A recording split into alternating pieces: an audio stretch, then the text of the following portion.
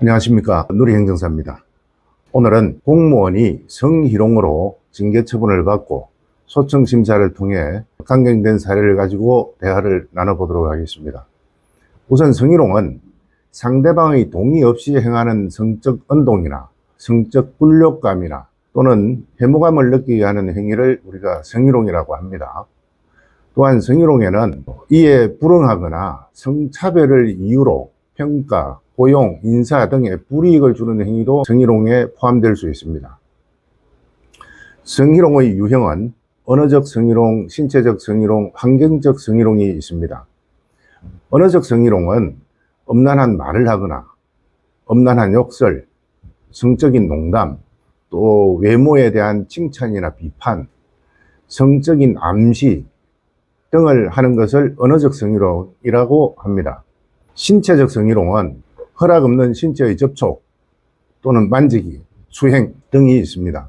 환경적 성희롱은 성적인 암시를 하거나 불쾌감을 주는 이미지나 영상을 보여주는 행위 또는 성적인 농담이나 엄란한 말 등을 한 공간에서 하는 것을 환경적 성희롱이라고 합니다. 공무원의 이러한 행위는 국가공무원법 56조 성실의 의무, 63조 품위 유지의 의무에 위반한 것입니다. 소청심사 사례를 가지고 하나 살펴보겠습니다. 소청인은 경찰서 지구대 순찰 팀원으로 근무하던 중 함께 근무하던 피해자를 상대로 순찰차 내에서 손으로 무릎을 툭툭 치거나 팔뚝 부위를 잡는 등 방법으로 성희롱하였다는 것입니다.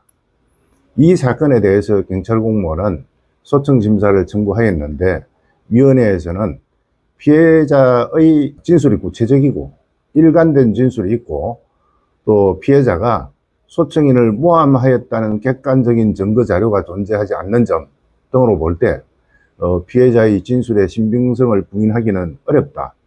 또 소청인이 피해자에게 불필요한 신체 접촉을 하였을 개연성이 상당하고 이는 성희롱 행위가 존재한다 라고 판단했습니다. 이에 대해서 소청인은 설령 신체 접촉이 있다 하더라도 일반인이 성적 수치심이나 혐오감을 느끼는 부위가 아니므로 성희롱에 해당되지 않는다 하면서 주장했는데 위원회에서는 피해자의 입장에서는 충분히 성적 수치심을 느낄 수 있다고 보이고 주관적인 요건뿐만 아니라 객관적으로도 같은 처지의 일반적이고 평균적인 사람의 기준으로 봤을 때 성적 혐오감이나 수치심을 느낄 수 있다고 판단되므로 징계사유는 모두 인정된다 라고 판단했습니다.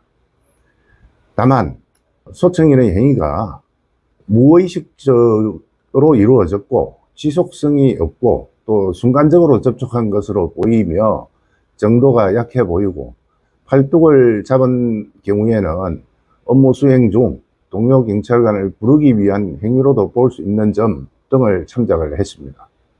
지난 20년간 성실히 근무했고 또 이 사건 이외에 단 한 번의 징계 전력도 없고 또 강경 제외 대상이기는 하지만 다수의 표창 공적이 있는 점 등을 종합적으로 고려하여 처분했습니다. 소청심사는 복잡하고 까다로운 절차입니다. 또 가장 중요한 것은 이 사건 청구를 함에 있어서 객관적인 시각으로 청구서를 작성 제출해야 하기에 전문 행정사의 도움이 필요합니다. 전문 행정사의 도움을 받으시면 시간과 노력을 절약할 수 있습니다. 고객의 입장에서 최선을 다하는 누리행정사와 함께라면 소청심사 청구에 최선의 결과를 얻을 수 있을 것입니다. 오늘은 공무원이 성희롱으로 징계 처분을 받고 소청심사를 통해 강경된 사례를 가지고 대화를 나눠봤습니다. 감사합니다.